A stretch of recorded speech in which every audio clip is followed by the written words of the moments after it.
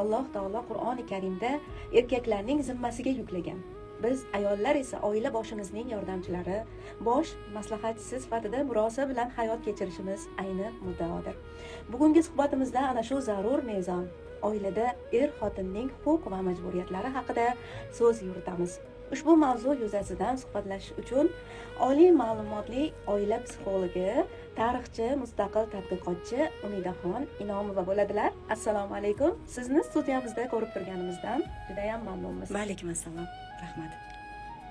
Ilk savolim shundan iborat bo'ladiki, oilada va xotinning huquq va majburiyatlari haqida qisqacha ma'lumot bersangiz, oilamiz mustahkam bo'lishi uchun biz nimalarga e'tibor berishimiz kerak? Rahmat. Bu savolga javobni men 7 yildan beri mutaxassis sifatida izlayman. Ya'ni ayol qizlar bilan 7 yildan beri men psixolog sifatida, endi agar psixolog deb atalsa, o'zi aslida men o'sha oila formulasini izlab yurgan bir insonman. Ya'ni masalan, buni avvalo o'zim ehtiyojimdan kelib chiqib boshlaganman. O'zim oilali bo'lganimdan keyin, farzandli bo'lganimdan keyin shaxsiy hayotingizda o'zgarishlar bo'ladi. Shundan keyin boshlaganman va kasbimda ham tub burilish bo'lib ketgan. Qarang, o'zi oilada erkak ayol kimligini bilish uchun menimcha bizni yaratilish tariximizni bilishimiz kerak. Ya'ni Odam alayhissalom nima uchun yaratildi va Odam alayhissalom zerikkanida, g'amgin bo'lganida, mung tortib jim bo'lib qolganida unga mana bu joyda bir og'rig'idan, o'sha og'rig'iga shifo o'laroq momo Havo yaratildi. Ya'ni u so'radi Allohdan, zerikkani uchun, o'sha ichidagi bir og'riq bosilishi uchun ayolni so'rab oldida Odam alayhissalom.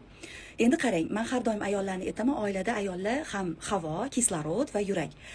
Qovurg'adan yaratilgani orqasidagi yurak ayolda, mana qovurg'a himoya qilib turadi, yurakka og'ir zarba bo'lmasligi uchun.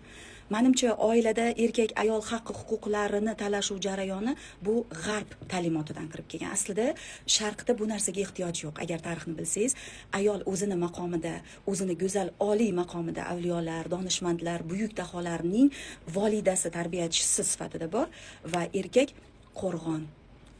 U qo'rg'ondan hech kim o'ta olmaydi. Aytadi-ku, mana masalan, ering suydi, eling suydi. Agar eri bilan kontakti zo'r bo'lgan ayol, munosabati zo'r bo'lgan ayolni pesi bo'lsa ham, moho bo'lsa ham hech kim uni yuziga sola olmaydi. Menimcha bizda erkak ayol munosabatini bir-birini shaxsiyatini unuttirilishdan buzilish jarayoni boshlangan. Ayol o'zini eri kimligini bilmaydi, erkak o'zini ayoli kimligini. Lekin janjal jarayonida men sendan zo'rman, sen joyingni bilishing kerak. Bir-birimizga joy aytishimiz kerak emas o'zi. O'zi shunda ham joyimiz tayin, joyimiz aniq. Odam alayhissalom momo Havodan ancha yillar oldin dunyoga keldi. Ya'ni u bizdan 10 yil oldin tug'ilgan inson bizdan 10 yil oldin biladi nimadir degani. Erkak biluvchi shaxs sifatida, ayol o'sha biluvchi shaxsni zeriktirmaslik uchun, uni yana ham qirralarini ochish uchun, yonida mazza qilish uchun yaratilgan deb men o'ylayman. Bu mening subyektiv fikrim. Aytganimdek, tarixchiman, izlanaman. 7 yildan beri oila munosabatida izlamagan, kablamagan narsam qolmadi. Ayollar bilan u muammoni to'xtatsak nima bo'ladi? Bu oxir men tarixga murojaat qildim va savol qo'ydim. Alloh taolo maqtagan ayollar bormi o'zi? Va izladim. Alloh taolo e'tirof etgan ayollar ro'yxati bor. Keyin ummatlar sayyidi e'tirof etgan ayollar va undan keyin tarixda qolgan ayollar. Tarixda qolgan ayollar menimcha erkak ayolni haq huquqini o'rganmasdan turib, Zubayda xonim hayotini o'rganishsin deyman. Hozir mana bilasiz, Makkadan Madinagacha bo'lgan yo'l o'rtasida quduq bor. Uni birinchi bo'lib Zubayda xonim kashf etgan, yo'llarni tuzattirgan va quduqning nomi hozir ham Zubayda xonim suvlari bor. O'sha arabcha yozuvda bo'ladi, balki kimdir u. Bilasizmi, biz ayol sifatida faqat erimni haqqi, meni haqqim uchun emas, biz bu hayotda investitsiya to'plagan ekanmiz. O'sha oldin investor bo'lganman, tilim ketaveradi. Biz oxirat uchun investitsiya yig'gan ekanmiz. Menimcha biz muammoni agar o'rnimizni kavlayversak, topa olmaymiz joyimiz baribir. O'sha Zubayda xonim aytishi mumkinki, Horun ar-Rashiddek xalifani ayoli bo'lgan. U oddiy ayol bo'lganda, u saroy hashamatida emas, ummat dardida yashagan. Men qanday qilsam tarixda qolaman? Nima qilsam bo'ladi? Va o'sha Makkadan Madina o'rtasidagi masofada yig'lagan u ayolda shuncha insonlarni qiynalayotganda. Menimcha biz ham Amir Temurni tug'ish xohlaydi ayollar. Al-Buxoriyani qayta tug'ilsin deb duo qilamiz, lekin shunga loyiq ayolmizmi o'zi? Kim agar yorini kavlayotgan bo'lsa, bu yo'lning oxiri yo'q. Kim o'zini o'rnini izlayotgan bo'lsa, bu yo'lning ham oxiri yo'q. Hozir topasiz o'rningizni. Hozir shu yerda mavjudsiz va hozir shu yerda yoringiz uchun zavq va jannat manbasisiz. Ya'ni ayolni inkor etadigan erkakda ham haqiqat yo'q. Chunki u usiz jannatni his qila olmaydi. Menga nima uchun kerak? Menga pul kerak degan ayollarni boy bo'lib ketgan ayollar bilan ham gaplashganman. Hamma narsasi bor. O'sha Dubayda uylari bor, Turkiyada uylari bor, lekin eri yo'q hayotida va u ayolning yuragida bitta katta ochiq xaos bor. Nimaga deganda erkakka ehtiyoj. Menimcha oila erkak ayolga, ayol erkakka ehtiyoji bor bo'lgan va bu haqiqatlar tan olinadigan, niqoblar yechiladigan maskan. Men shunaqa his qilaman. Erkak ham tan olsin, uni hayotda ayol kerak. Ayol ham tan olsin, erkaksiz u zavqni his qila olmaydi, hattoki nasl qoldira olmaydi. Tan olish kerak. Men o'sha haq huquq degan joyda boshqa tomondan kelaman. Ya'ni anglash olib kelamanda, endi o'zingiz toping haq huquqingizni degim keladi. Meni fikrim shunaqa. Ayollar bilan mana shunaqa tarixdan o'sha formulalarni olib kelganda ha degan narsa paydo bo'ladi ayollarda. O'sha orqali javob bergim keladi.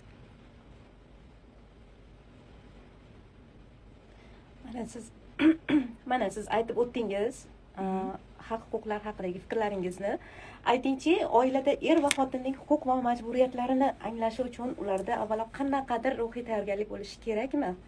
Mana shu vazifalarni anglashi uchun qanaqa ruhiy tayyorgarlik bo'lishi kerak? Albatta. Bir qiz ayol maqomiga erishgungacha bo'lgan o'rta oralikda uni bolaligi bor. Va biz oilada katta bo'lamiz.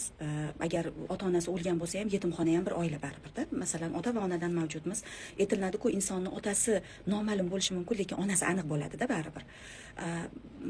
Ayol kishining haq-huquqlarini menimcha oilada o'rganadi. Hozir ayol kishi o'zini ruhiyatini o'rganishi, har bir oilada oldin bilsangiz tarixda qadriyat bo'lgan. Va qadriyati bor bo'lgan mamlakatni uncha-muncha odam bosib ola olmagan. O'sha tarixda ham kuchli insonlar o'sha mamlakatni bosib olish uchun uning ichiga ayg'oqchilarni jo'natganda, yo'q.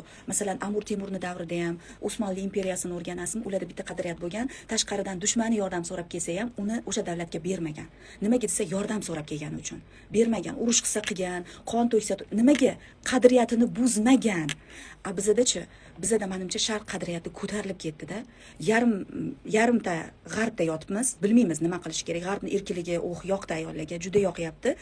Lekin hayotida beo'xshov bu erkinlik. Menimcha har bir o'sha ayol ruhiy o'zgarishidan maqsad erini bo'ysundirish emas. U nasl zotini tarbiyalayotgani, undan keyingi nasliga qanday ta'sir o'tkazayotgani, hech bo'lmaganda siz ayollarga aytaman, siz dunyodan ketgandan keyin sizni hech bo'lmasa nevara-evarangiz eslaydimi, falonchi buvim bor edi. Haq huquqlarda erkak ham. Erkakni haq huquqlarini hozirgi kunda ajrimlar soni ortib borayotganda, faqat ayollar tarbiyachi bo'lib qolganda erkakka tushuntira olmayapti. Va keyin ayollarning shikoyati bor, onasini etagidan chiqmaydi meni erim. U ota ko'rmagan bo'lsa qayerdan bilsin? Otasiz katta qilgan ayol, bolam baribir otachalik qila olmaydi-da, bolasiga o'g'il bolaga, ya'ni mahramiyat tarbiyasi bor, o'g'il bola alohida, qiz bola. Menimcha haqqi, huquqlar oilada buzilyapti. Tarbiya jarayonida buzilyapti va shunday erkaklar paydo bo'ldiki, ayoli ishlab pul topib kelsa, tap tortmasdan ayolidan pul olib yashaydigan erkaklar paydo bo'lgan. Indamaydi. Ayoli qiynaladi va u ayolda doim boquvchi bo'lgandan keyin testosteron gormoni ko'tarilib ketadi va erkak shodalik paydo bo'ladi. Va bu ayol oilada balans buzilgandan keyin na erkakka o'xshamagan, na ayolga o'xshamagan bir qandaydir bir shakl shamoyillar paydo bo'lishni boshlaydi. Tarbiya har ikki tomonga kerak bo'ladi. Men onalarga har doim maslahatim, mana o'g'il bola tarbiyasini aytishadi, sizga olib kelmoqchi. Menga olib kelmang o'g'il bola tarbiyasida. O'smir payti bo'ldimi, ota-onaga dushman payti bo'ladi. Ana gormonlar o'ynaganda na onani gapi yoqmaydi, na otani gapi yoqmaydi. Menimcha erkak ustoz topish kerak o'g'liga. Mayli otasi bo'lmasin. Men har doim qadriyati bor Muhammad Ali Shonqulovni tavsiya qilaman. Olib boringlar shu insonga deyman. Keyin Umidjon Eshmuhammedov bor. Lek to'g'ri to'lovi bor. Olib boringlar baribir. Erkakni erkak tarbiyalashi kerak, ayol emas. Men hatto qarshiman erkak psixologlarni ayollarga dars o'tishiga. Qanaqa qilib erkak ayol bo'lishni o'rgatadi unga. Aynan erkakka erkak qadriyatni o'rgatsin, ayolga ayol o'rgatsin.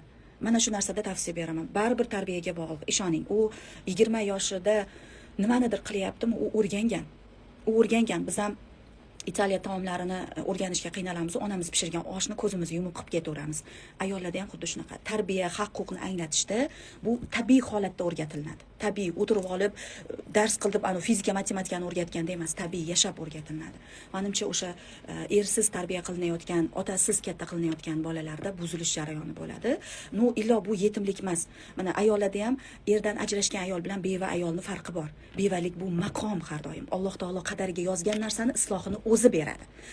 O'zi tanlab, o'zini nafsi yo'lidagi ajrim bu o'zini imtihoni. bu boshqa narsa. Menimcha erkakni haq huquqi, himoyachi ekanligini, hattoki salomlashgacha o'rgatiladi-da. U erkak bo'lishi, mana bu qarorlar unga tegishli ekanligini va ayolini mana bu territoriyasiga o'tmaslik kerakligini erkak ustozi o'rgatadi. Haq huquqlar har doim o'rgatiladi. Shohlarda ham, sultonlarda ham hammada shunaqa bo'lgan. Erkaklarni erkak ustozi bo'lgan, ayollardan juda bo'lmaganda zakiya, olima onalaridan o'rganishgan. Haqqi, huquq o'rganiladigan narsa. Tabiiy instinkt ichingdan tug'iladigan emas. Bu yashash tabiiy biz uchun. Lekin haqqi, huquqlar, ma'lum bir chegaralardan o'tmaslik bu o'rganiladigan narsa. Menimcha biladigan insonlardan o'rganish kerak. Ayol o'zini uyning ichidagi funksiyasi bor, erkak tashqaridagi. Mana shu ikkala balans buzilmasa, ayol ko'chaga chiqib ketib, erkak uyda qolib ketmasa, menimcha haq huquqlar buzilmaydi. Bizda ko'pchilik ayollar erini emas, otasidan ham ustun bo'lib ketgan, bundoq qaraganda. Otam maslahati ham menga kerak emas, otam nima qilib bergan menga. Men otamdan ham boyman. Bizda menimcha moddiyat bilan o'lchanadi hamma narsa. To'g'ri, biz moddiy olamda yashaymiz, lekin ma'naviy kuch moddiyatni bir lahzada parchalaydi. Bir lahzada. Ya'ni Alloh taoloni bo'l deganida butun moddiyat yaralgani kabi, ma'naviy bitta zarrada moddiyatni butun bir zarrasi vayron bo'lib ketishi mumkin. Men mana shu narsada deb o'ylayman, ayollarni hozirgi kunda haddan ziyod erkaklardan da ustun bo'lishga ishtiyoqi baland. Bu alamzadalikmi, bilmayman bu nima. Bu bir g'arbdan kelgan bir vabo kukunimi, tushunmayman, lekin haqqi huquq albatta o'rganish kerak. Ayol o'zini ayoldek, erkak o'zini erkakdek. Katta rahmat, juda ajoyib. Juda yaxshi tavsiyalarni aytib o'tdingiz. Psixologiyada bilamizki, xotinning bir-biridan kutadigan ma'naviy va emotsional haq-huquqlari bor. Masalan, erkak kishi hurmat va e'tirof kutadigan bo'lsa, ayol kishi e'tibor va xavfsizlikni istaydi. Ba'zida mana shu kutuvlar ularning to'laqonli ifoda etilmagani yoki anglanmagani sababli orada qanaqadir nizolar kelib chiqadi-da, to'g'rimi? Siz ko'p shunaqa holatlarga duch kelgan bo'lsangiz kerak. Mana shunday vaziyatda oilani mustahkam saqlab qolish uchun qanday tavsiyalar berib o'tasiz? Ana endi yetib keldik. Zo'r joyga yetib keldik, kulminatsion nuqtasi deymiz-ku. Albatta, ayol kishi eridan himoyani va muhabbatni kutadi. Ba'zi puli yo'q erkaklar o'ylab topgandir, ayollarga faqat pul kerak degan narsani. O'sha erkaklar hadeb ayollarga pul kerak deb urgani uchun ham ayollarimizni pulga o'chib yuborishdi. Ya'ni niyat amalga oshadi-da. Erkakga haqiqatda hurmat kerak. Va erkakka like, man hozirgi zamon like bosib turing deymanda, like kerak, ya'ni tasdiqlov. U bilsa bilmasa tasdiqlov kerak. Meni o'zim shaxsiy hayotimda turmush o'rtog'imdan men ko'p narsani bilaman deb o'ylardim. Yoshimiz ham teng. Ular bilan tengma-teng aytishim endi bilmaganmizda. Va men bitta narsaga amin bo'ldimki, o'sha tarixni o'rganib, men yorimni siz bilasiz degan nom qo'yib qo'ydim ularga. Siz mendan zo'r bilasiz. Boshida sun'iy bo'ldi bu narsa. Hozirgi kunda men 100% aminman, siz bilasiz degan iboram yorimni bilag'onga aylantirdi. Buni men shaklini chizib bera olmasligim mumkin yoki bir mamcha kilo energiya bor bu yerda deya olmayman. Lekin men shu narsani xohlayman deb niyat qildim, Alloh taolo shu xohishimda yashatdi meni. Hozir ham aytaman, nimadirdir tortishsak, yarmiga kelganda bitta gapni, siz hamma narsani bilasiz, to'g'risi. Juda ham zo'r bilasiz. O'sha bilganimni ham unutaman. Chunki bilaman, erkak haqiqatda aql bilan yaratilgan. Ayol kishi aytadi, qaytadi, biz ming turlanamiz. Men shu erkak ekanligini o'rganganimdan keyin unga like bosishni o'rgandim va har bitta 7 yildan beri individual tarzda 1000 ga yaqin ayollar bilan ishlagan bo'lsam, o'zimning sukut rozasi metodikam bor. O'sha like va erkakni erkakdek tasdiqlash, inson o'zini ruhiy poklanish yo'nalishi bor. Bu narsachi juda ham katta yordam beradi. Ayolni o'sha eriga nisbatan so'ragan narsasini, masalan, kimdir baribir qadam qo'yish kerak. Ikkala insonni bir joyga olib kelib dars o'tadigan inson yo'qdir, lekin meni eshitdingizmi, ayollarga aytaman, siz qadam qo'yavering, Alloh taolo sizni qarshingizdagi shaxsiyatga ham buyuklikni beradi. Chunki dono ayolning yonida bechara erkak bo'lib qolish xohlamaydi, u ham rivojlanadi. O'sha vaqtida yoriga siz bilasiz ko'p narsani va sizning qaroringiz men uchun muhim, lekin siz ham meni eshitishingizni xohlayman tushunchalari bu keladi baribir oilada. Va buni eshitgan erkak ayolining ehtiyojini o'rganadi. Ayolga nima kerak? Haqiqatdan ayolga himoya kerak. Ko'pchilik erkaklar o'sha o'ziga tekingagina limitsiz joylangan mehrni bergisi kelmaydi. To'g'ri, ayoliga qaysidir shartlarni qo'yadi. Siz kechirasiz, uylandingizmi, o'sha ayolga mossiz. Siz oligarx bo'lsangiz ham, bir dehqonning qiziga uylandingizmi, mossiz o'sha ayolni uylangan shar'iy o'sha ilohiy ahdni bo'yningizga olgan paytingizda siz mos bo'lib bo'ldingiz. Bir xil erkaklar bor, qachonki shunga men oldin ham ermaydi. Qachon loyiq bo'lsang shunday aytaman. marhamat, man loyiq bo'ldim siz bilan bir yostiqqa bosh qo'ygandan keyin.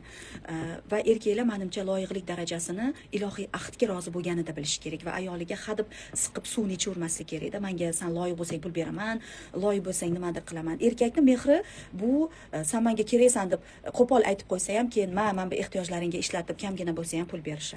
Biz pul haqida gapirganimizda kimlardir allergiyasi qo'zib ketadi. Pul beehtiyoj inson uchun. Va masalan hozir meni pulim bo'lmasa shu yerga kela olmasdimda masalan. Va sizlarda ham agar bir limit bo'lmasa, mablag' bo'lmasa bu narsa qilinmaydi. Menimcha hadeb biz ham moddiyatni birinchi o'ringa qo'ymasdan tekingagina Alloh taolo hech qanaqa limitsiz joylab qo'ygan mehrni yoriga berib, ha erkak aytishi mumkin, senda ko'nglim yo'q. Shuni sun'iy aytsin, sen yaxshi ayolsan, senda meni ko'nglim bor, sen juda mehribonsan desinki, ayol uchib ketadi o'sha payt. Uchib, u o'zi yerda yurmaydi-da, yerdan balandda yuradi. Nimaga? Bugun eridan yaxshi gap eshitdi.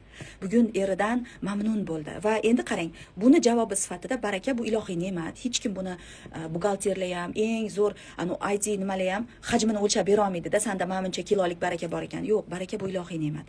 Menimcha erkak o'sha Alloh taolo bergan, tekinga bergan mehrini ayolidan ayamasa, sun'iy ravishda bo'lsa ham, sen tovuq miyasan emas, sen dono ayolsan, sen zo'r farzandlarni tarbiyalaysan.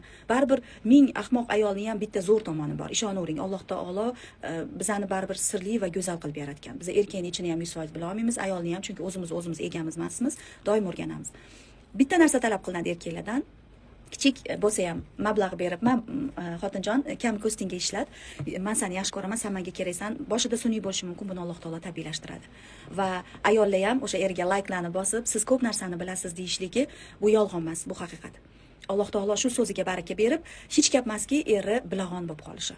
Men shu narsani tarafdoriman. Erkakdan mehr va moddiy ta'minot, marhamat, erkak bo'lgani uchun bo'ynida shu yuk bor, yaratilish jarayonini yuki shu va ayollardan yoriga nisbatan tasdiq berishligi, yorini qo'llab-quvvatlashligi, o'sha tinimsiz layklar. Bu itoatdan qullik degani emas. Bu go'zal itoat. Biz qulmiz faqat yagona zotga. Bu qullik emas. Bu ikkalasini chegarasini bilish kerak. Bu boshqa narsa. Menimcha shuni o'rtasini tutsak, bir-biriga ehtiyoji qoladi. Baribir erkak ayolga, ayol erkakka muhtoj. Ming o'zini zo'r hayotda ko'rsatib, menga er kerak emas degan ayolni ham yarim kechasi o'zi bilan o'zi qolganida gapiradigan gaplari bor. Erkakni ham meni 100 ta menga oshiq bo'lganlar, 100 tasi bilan men mazza qilaman desa ham, o'zi yolg'iz yotganida bir halol rafiqaga muhtojligini o'zi biladi. Menimcha tan olishimiz kerak shu narsani. Yoki erkaklar bu suhbatni eshitganda albatta yorlariga jo'natib qo'yishsa kerak deb o'ylayapman hozir. Javob uchun kattakon rahmat. Navbatdagi savolim, hozirgi kunda ko'p ayollar ishlab, oila byudjetiga o'z hissasini qo'shishga harakat qilmoqda. Ammo shunga qaramay uydagi majburiyatlar, ayollarni har xil vazifalari ularni zimmasida qolib ketmoqda. Aytingchi, ishlaydigan ayollarga oiladagi hamma majburiyatlarni topshirib qo'yish to'g'rimi? Mashalloh, juda ham zo'r. Hozirgi kunda yiringlab og'riyotgan narsamni aytdingiz deydi-ku, juda ko'plab hozirgi kunda uy bekasidan tortib lider ayolgacha pul haqida o'ylayapti. Balki zamon ilg'orlab ketgani uchun, balki insonlar qalbidagi bir bo'shliqni pul bilan to'ldirishga harakat qilayotgani uchun, lekin hayotning ma'nosi ham mana shu harakatda. Agar ayol yorida shijoatni ko'rmasa, yorida harakatni ko'rmasa, ayol kishi yoriga suyanchiq va dalda bo'lishdan ko'ra, ki yaxshisi o'zim shu energiyamni ishga solaman deb pul topaman deydi. Men ham turmushga chiqqan paytimda ham boy kelin bo'lganman, bir yil chiqarganman, million prosmotr bo'lib ketgan. Haqiqatda ehtiyojim bo'lmagan. Men hech qanaqangi bir moddiyatga muhtoj inson bo'lmaganman bolaligimdan tortib hozirgi kungacha. Men juda ham zor bo'lganim bu oila bo'lgan. Chunki 12 yoshimda onam vafot etgan, 18 yoshimda dadam vafot etgan va bekam ko'z oilada katta bo'lganman. Meni faqatgina ehtiyojim oilaga. Shuning uchun ham hozir butun ovozim boricha oilani saqlaylar, oilani va Xudodan so'raganmanda, turmush o'rtog'i menga uchrasinda ota-onasi o'lmaydigan bo'lsin deb so'raganman. Xudiki yosh bo'lsa o'lmaydigan bo'ladi. O'z ota-onam ham yosh dunyodan o'tgan. Shunaqa Xudodan so'raverganman-da, Allohim, hammamiz birga bo'laylik. Hozir masalan qaynonamni juda ham yaxshi ko'raman. Qaynotamni yaxshi ko'raman. Meni nimam zorligim, xorligim oilaga bo'lganda, shuning uchun faqat oila ovozi bilan chiqaman-da. Menimcha o'sha har bir ayolni moddiyat bilan o'zini to'ldirayotganida ma'naviyat bo'shlig'i qolib ketadi baribir. Va agarda men ham shunaqa hayotda yashaganmanda, erimga gapirib o'tirganimda o'zim xitashayman hammasini.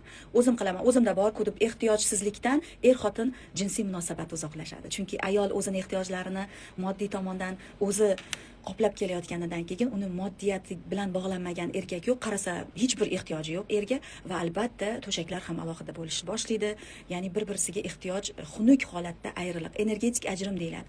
Biri oshxonada yoki bo'lmasa kunini o'tkazadi, biri mehmonxonada, kechqurunga kelganda biri yotoqxonada yotsa, biri zalda uxlaydi. Bu ehtiyojlarning tugashi oqibatida. Aslida men ayollarni $1 million bo'lishini tarafdoriman, xuddi Xadicha onamiz kabi. Va ular juda ham katta xazinaning egalari bo'lishi bilan birgalikda, mana tarixchiman deyman-ku.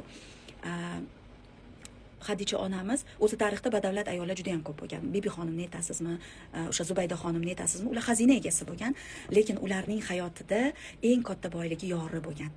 Ya'ni yori bo'lgan, yorini orqasida, yorini nomidan, yorini himoyasidan foydalanish ular uchun sharaf bo'lgan. Ya'ni yosh kichkina bolani urmoqchi bo'lsangiz, otasining, onasining orqasiga berkinib turadi-ku, himoya islab. Men shu narsani erkak va ayol tushunchasida ko'raman. $1 million pul bo'lsa, lekin balansni buzmasin. Ayollar puli topgandan ro'zg'or qilishni boshlaydi. Men 100% kafolat berib aytaman, minnat qilasiz. Ayollarda minnat shu qadar kuchli, chunki uni nimasiga tanasiga ham, ruhiyatiga ham yuklanmaganda oila boqishlik. Biroz vaqtdan keyin minnat paydo bo'ladi. Keyin o'sha oila boquvchiligiga kirib ketgandan keyin ayollar ona sifatidagi sharafli maqomini unutishni boshlaydi va o'sha enaga olishi mumkin, nimadir qilishi mumkin, bolalar qarovsiz qoladi. Va alal oqibatda vaqt o'tganidan keyin ayolni ming pushaymon bo'lsin, bolalar tarbiyasida, bolalar zanjirida uzilish paydo bo'ladi. $1 million bo'lsin, lekin oila va erga nisbatan tajovuz bo'lmasin deyman. O'sha balans buziladi bizda. Darrov uy ro'zg'orga kirib ketib qolamiz, ro'zg'or yukini olamiz, o'zimizni ta'minotimiz. Men mana shu bilimlarni bilgan paytimda to'laqonli turmush o'rtog'imga topshirganman hamma narsani. Buni asta-sekinlik bilan va hozirgi kunda men hech narsaga aralashmayman va bu eng to'g'ri yo'l deb o'ylayman. Ishlayman, pul topaman, ko'p pullarim bo'lishi mumkin, lekin balans buzilmaydi. Erdan ustunlik darajasi bo'lmaydi. Uyda er-xotin munosabatida pul haqida masalan ko'p pul topaman, kam pul topaman bo'lish kerak emas. Pulingiz bo'lsin, ehtiyojingiz bo'lmasin hech kimga, maza qiling, yoringiz bilan zavq oling. Yor bilan o'tkaziladigan vaqt bu energiya to'plash vaqti hisoblanadi. Energiyani qayta tiklash va u inson bilan maza qilib o'sha aytgandek orgazm olishingiz ham, u insondan zavqlanishingiz, himoyasida turishingiz ham yana ko'proq pul sizga kelishiga sababchi bo'ladi. Yo farzandingiz uchun pul ajratavering, bor pulingiz ajrating, lekin uni minnat qilmasangiz ajrating. Uyga nimadir olgingiz kelsa oling, lekin uni yoringizga niqtalab 10 marta gapirishni olmang. Men har doim nimadir qilmoqchi bo'lsam savol beraman o'zimga. Bu minnatga aylanadimi yoki sharafga? Agar sharaf maqomida qoldirsangiz, bu ehson savobini olasiz. Agar uni 2 marta minnat qildingizmi, bolangizga ham, boshqasiga ham o'sha ehson habata bo'ldi va u aksincha ziyoningizga ishladi. Pul topishlarga umuman qarshi emasman, faqat oilada ziyon keltirmasa, balans buzilmasa. Masalan, erkak $1 million pul topadi, misol keltirmoqchiman, ayol $2 million pul topadi. Demak, siz $1 million pul topadigan erkakni olib keladigan produktasi bilan o'shanga xos xolodilnigingiz bo'lishi kerak. Manda bor deb qo'shimcha nimadirlar qilishingiz kerak emas va menimcha inson bu dunyoga yegani kelmaganda, zavqlangani, ma'naviy zavq olgani kelgan. Asosiy bizning moddiy tanamiz tuproqda yo'q bo'lib, ma'naviy ruhiyatimiz o'lmagani kabi, demak biz yegan ichgan oddiy shu xolodilnik to'lmaganidan mojaro kelib chiqadi. Men kecha go'sht olib kelmayli, inson bir hafta go'sht yemasa o'lmaydi. Men uchun bu narsa ehtiyoj emas. Yoki nimanidir kamroq yesangiz, hech narsa bo'lmaydi. O'sha eringiz qancha pul topadigan bo'lsa shunga dasturlang. Pulingiz bo'lsin, bu narsani men o'zi darsliklarimda berib boraman va erkak ayolni pul munosabatini ham o'rtaga to'g'ri qo'ysangiz, o'rtada hech qachon pul munosabatidagi urushlar ziyon bermaydi oilaga. Hech qachon. Menimcha balansni buzmaslik kerak. Erkak ta'minotchimi, o'sha ta'minotchi o'rnida qolsin, ayoli $1 million bo'lsa ham, o'sha dollarini cho'ntagidan ko'kragiga olib chiqmasin qalbiga. O'sha cho'ntakda qolaversin. Va uni yor bilan urush kavlashlik uchun emas, yoridan zavq ola olmay turgan paytida o'zi bir mazza qilib bo'lsa ham bir aylanib kelishiga ishlatsin, tamom. Men shu narsani tarafdoriman. Va buni har birini noldan boshlab, o'sha o'zim bosib o'tgan, minglagan ayollar bosib o'tgan yo'lda men ko'rsatib berganman. Aslida pul insonga xizmatkor, cho'ri o'laroq yaratilindi, boshliq o'laroq emas. Men shu narsani tarafdoriman. Yana bir muhim jihatga e'tiboringizni qaratmoqchiman. Keling endi otalar haqida ozgina gaplashsak, g'iybat bo'lib qolmasin. Oila boshlig'i bo'lgan ayrim otalar moddiy ta'minlab qo'yapman-ku degan iddao bilan farzand tarbiyasidan uzoqlashib ketishmoqda. Otani farzandlar tarbiyasiga psixologik jihatdan qanday qilib to'g'ri jalb qilish mumkin? Bu hozirgi menimcha bizning O'zbekistonda emas, men Qozog'iston, Qirg'iziston, Tojikiston, Turkmaniston va turk davlatidagi insonlar bilan ishlayman. Qarang, hamma mana shu aytgan joyimda muammo shu. Bir erkak agar men $1 million topishim kerak degan paytida $1 million topganda shundoq qayrilib qaraganda oilasi bo'lmasa, u nolga teng. Shuni bilish kerak. Va million dollar topgan erkakni ham tarixda masalan kuzatadigan bo'lsangiz, milliarderlar ro'yxatida xor bo'lib, ya'ni qo'pol aytsa itday xor bo'lib o'lgan milliarderlar boyligi kimga qolganini o'zi ham bilmaydi, bor va shajarasi deyiladi. Masalan, Rothschildlar oilasi deb qo'yadi, masalan. Ya'ni oilasi deganda demak uni oilasi mavjud, u milliarderni. Ya'ni uni nomi orqasida qoladigan nomi mavjud. Va agar bir erkak man seni moddiy ta'minlayapman-ku deb million dollar pul topish uchun, misol uchun aytyapman, pul topish uchun oilasini agar bitta knopka bilan muzlatib qo'yaman desa, kechirib qo'yasiz. Yo'q unaqa narsa. Bitta qayrilib qaragan paytda oila yo'q bo'ladi unda. Oilasiz qancha pul topmasin, u inson mavjudlikka ega emas. Oilasi bilan go'zal holatga keladi. Erkaklar farzand tarbiyasida xuddi o'zini shaxsiyatini qanaqa avaylab asragani, qanaqa uchig'iqdan o'tadi, qanaqa u kamsitiladi, qanaqa qiynaladi, farzandiga shuni o'rgatish kerak. Menimcha otalar o'g'il farzandi bilan 8-9 yoshdan keyin o'sha o'g'il bola erkaligida onani etagini qo'yib yuborgandan keyin erkakchasiga shug'ullanish kerak deb o'ylayman. Qiz bolalarni tarbiyasida ona o'zini isloh qilib borsa bo'ldi. Otasidan o'sha mehr muhabbat, qizim san malikasan, san juda ham go'zalsan deb qiz bolaga nisbatan ko'p gapirish kerak emas otani. Prosta kulib tabassum bilan tizzasiga o'tirg'izib achomlaganni o'zi yetadi. O'sha bir umrlik xotirasida qoladi. Masalan, men to'kilib tushib, kasal bo'lib, xor holatda qolasiz, sinasiz. Faqat otamni bitta gap ko'tarib ketadi mana.